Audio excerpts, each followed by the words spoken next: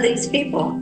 As probably all of you know by now, because it's been talked about on several channels over the last few days, uh, uh, close to 24 unions, and let me emphasize, not unions themselves, but union leaderships,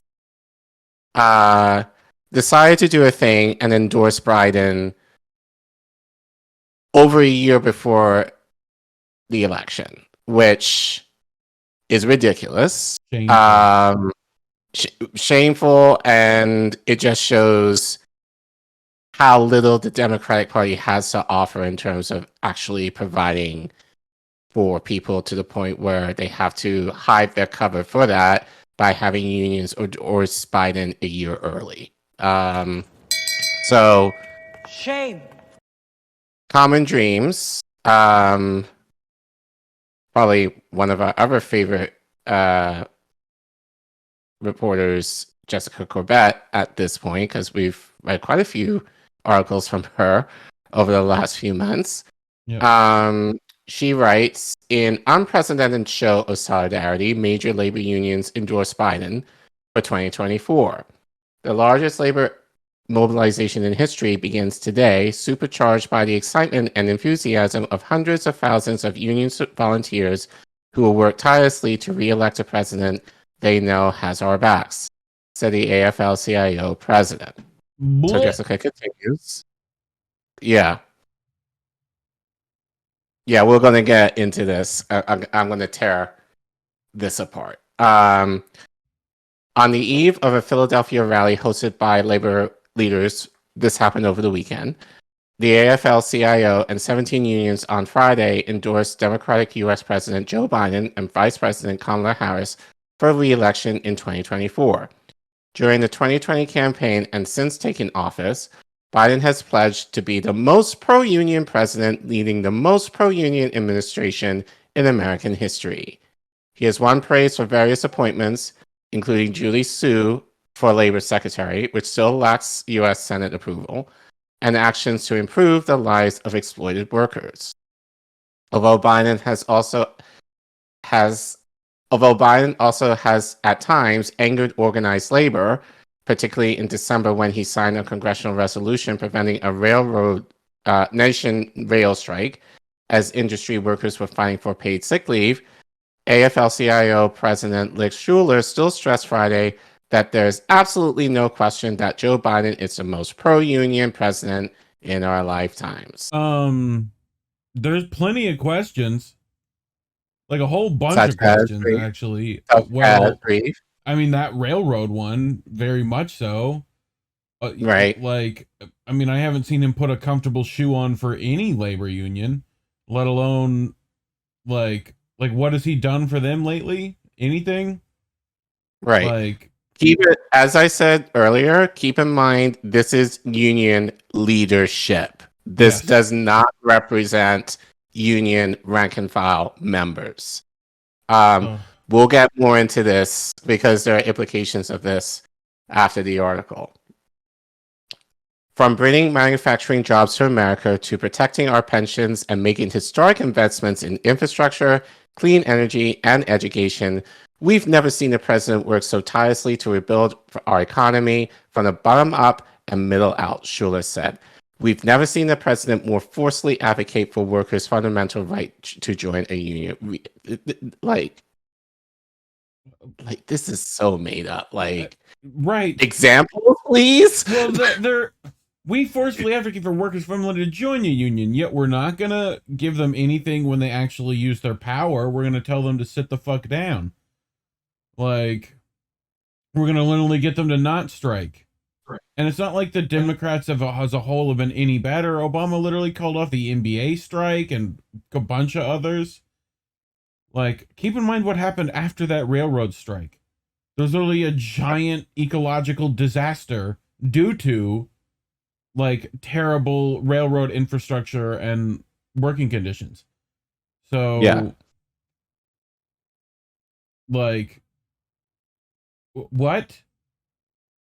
Okay. All right. Let's continue. I clipped it wrong. Now it's time to finish the job, she declared. The largest labor mobilization in history begins today, supercharged by the excitement and enthusiasm of hundreds of thousands of union volunteers who work tirelessly to re-elect a president they know has our backs and will always fight for us. Coming nearly 17 months before the 2024 election, Friday's announcement is the earliest presidential endorsement in history for the General Board of the AFL-CIO, which represents 60 unions and more than 12.5 million workers. So you can, so you already know the implication. Well, it'd be interesting to see if these endorsements actually mean anything substantially. Probably not. But the idea that it gives the illusion that nearly 13 million workers in the country actually back Biden, which is not the case. Aren't there two other Democratic nominees? Yes. Okay. So all these unions are just choosing what? The one that's going to get like the coronation, I guess? Basically, yeah. I mean, and now there's a pack for Newsom for president too, right? Yeah. Okay. I mean, his auntie ain't gonna let him do that if she don't know something. Will be very interesting. It'll be very interesting to see what will happen in the second half of this year. Because as I said, we're just waiting for the announcement. But if the Supreme Court will strike down student loan debt forgiveness, and there's already been a lot of reports basically saying happen. It's not only that it's going to happen, but just how much devastation there will be for people having to pay those back with the interest now plugged back in. And we're heading into the winter now. It's going to put a hurting for a lot of people, and many of them are teachers, nurses, all these people of whom these leadership members represent, or supposedly supposed to represent. That is going to be a struggle, especially since we're I argue we're already there, but reports are people saying that we're heading into a recession now. Yeah. So if that kind of follows through into next year, then this endorsement is going to be a giant goose egg, for all of these unions. So, and you could have used it to get concessions. Exactly. Anything. Right. I'm definitely going to get into that after this, but the idea is what concessions did you get in terms of giving your endorsement? Right. We still don't have $15 million wage. We still nothing regarding the PRO Act, right? Right. We had nurses, and I'm going a little ahead of the slideshow here, but we had nurses who last week or 2 weeks ago were with squad members, regarding Medicare for All, which is bullshit now because the squad basically lost their leverage. Right. But not only that, back in 2020, the majority of all these people, these rank and file union members, they supported Bernie. Yeah. So the idea that people now are shifting over to Biden, is kind of ridiculous to think about that many of union workers are now some might, but it's very hard to believe that many of them are accepting the fact that they want Joe Biden to be president, especially since he hasn't done really anything, in my opinion, substantive that has improved labor in this country. Right. Anyway, let's continue. Biden-Harris campaign manager Julie Chavez Rodriguez said the president, also a former vice president, U.S. senator, and county council member, there has been an unwavering champion of the labor movement his entire career. Yeah, right. And the historic groundswell of support from the AFL-CIO and unions is an unprecedented show of solidarity and strength for our campaign. Joe Biden ran for president 4 years ago because he knows the way to grow the economy is to grow the middle class, and that starts with strong unions and labor representation, she continued. With the early support from the labor movement, our campaign can tap into organized labor incomparable organizing abilities, which allows us to reach deep into communities and talk to voters about the tens of thousands of good-paying union jobs created by President Biden's first-term agenda.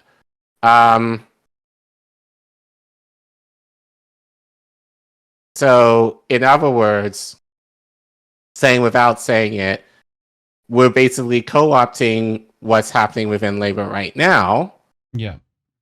To funnel it back into the Democratic Party in the illusion that we actually are doing shit to prevent any mass movements from happening.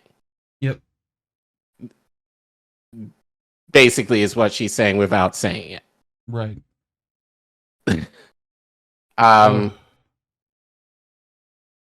These endorsements are personal to President Biden and Vice President Harris, added Chavez Rodriguez, the granddaughter of the late United Farm Workers leader Cesar Chavez. They are proud to be the most pro-labor administration in our country's history, and this campaign will honor that commitment by working to earn each and every vote come November 2024. Along with the AFL-CIO, unions individually endorsed the Biden-Harris campaign, including the Actors Equity Association, American Federation for Government Employees, American Federation of State, County, and Mutual Employees, American Federation of Teachers. Bullshit. Communications Workers of America, International Brotherhood of Electrical Workers, International Union of Operating Engineers, International Association of Bridge, Structural, Ornamental, and Reinforcing Iron Workers, Labor International Union of North America, and National Nurses Union.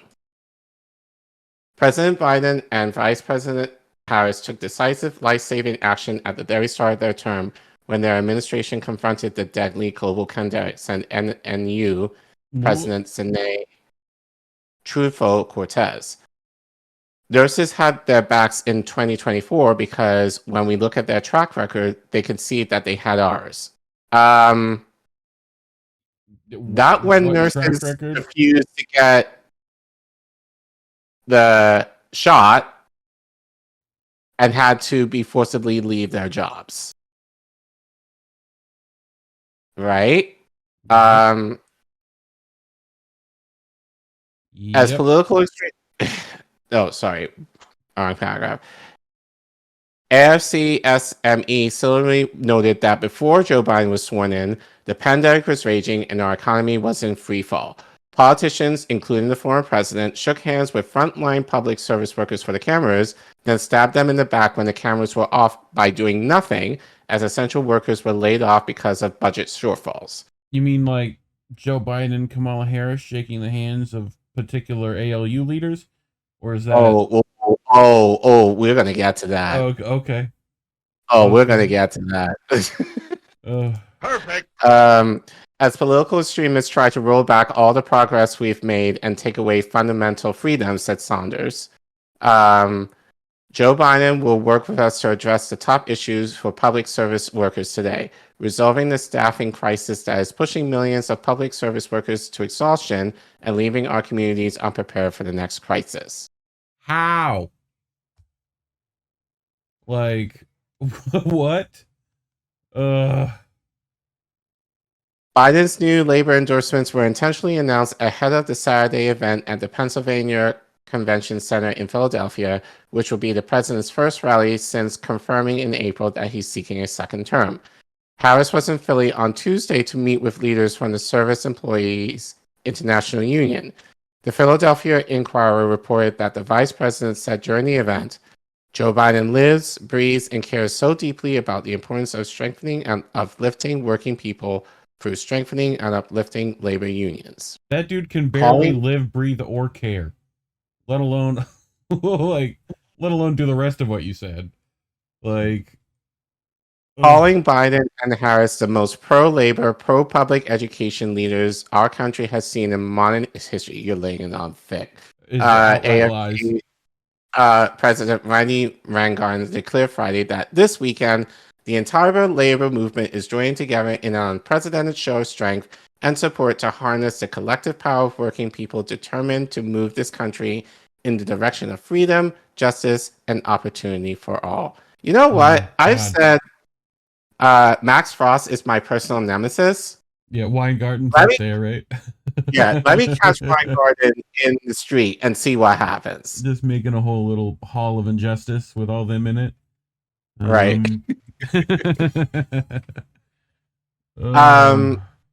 So just to clarify, I am not a member of the AFT. I got this email over the weekend because I'm on their main list. I attended an event of theirs many years ago. But this is what I tweeted. Teachers should not be endorsing Joe Biden as our work conditions have not improved in any fashion since he has been in office. First nurses, now teachers. This is why unions in this country are considered a joke. Union leadership does not speak on behalf of their members. So that's kind of what I tweeted over the weekend in light of their announcement. I also tweeted, any union who endorsed Joe Biden has shown their true colors in offering no solidarity to railroad workers who had their right to strike taken away by Joe Biden and the Democrats. You all have memories of goldfish. So kind of saying what you said earlier. Yep. And I think this is actually kind of and it's surprising that no one's necessarily talking about this. There is like no solidarity for labor at all. No. Like, you know, we're talking about we need to coalesce, we need to form, you know, have solidarity among labor. There isn't any. How do they get away with all these endorsements without a single poll of their members? Like, how do they do that? To be honest, what committee decided this? Is it just the main leader? Did just Weingarten decide that's what we're gonna do? Basically, because these are and this, as I said in my tweet, you know, this is the problem. Like, this is the issue that many people, especially those who are more conservative, have with unions. Is this reason? Because more often than not, many unions in this day and age are highly democratic, but many of the leadership are in the pocket of many of these corporations and politicians as well, who, you know, will basically do everything to maintain what little power these union members have and status to maintain the status quo for the benefit of the corporations and the politicians in office that may not be doing the job on behalf of the union workers. So yeah, it's not us that is making these calls. This is essentially leadership making the calls on behalf of us, which, as I said, you know, back in 2020, the majority of labor, at least as far as teachers, nurses, you know, a working class, was endorsing Bernie. That was the majority of his donations were coming from the working class. So the idea that these same people are now going to give to Joe Biden when our conditions have not substantially changed. This is all fundraising, right? Yeah, like, it's all fundraising. What that is. Like, it's Democrats need union money. Union money needs Democratic funding, like, and protection. You know, this is fucking inside ball game. Like, yeah. So anyway, so this is one of the good things about Twitter. I think honestly, Twitter can be better than most news. Yeah. If you kind of look at tweets carefully. Mm-hmm. So of course I had to see what the railroad workers had to say, and sure enough, they responded It's a paradox when Union Joe sides with rail execs over workers.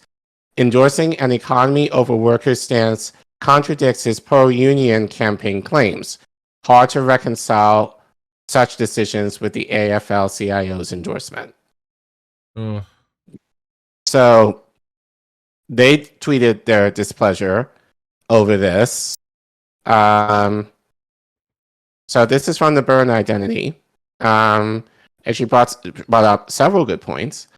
This just pours more salt on the wound of the National Nurses Union endorsing Biden yesterday, when literally 30 days ago, they were with Bernie and Jayapal reintroducing Medicare for All, knowing that Biden said he would veto Medicare for All if he made it to his desk.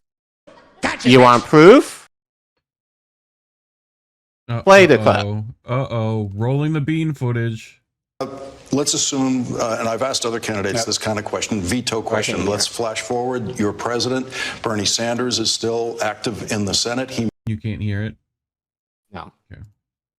It's okay. They were, but I can fix it. Hold on.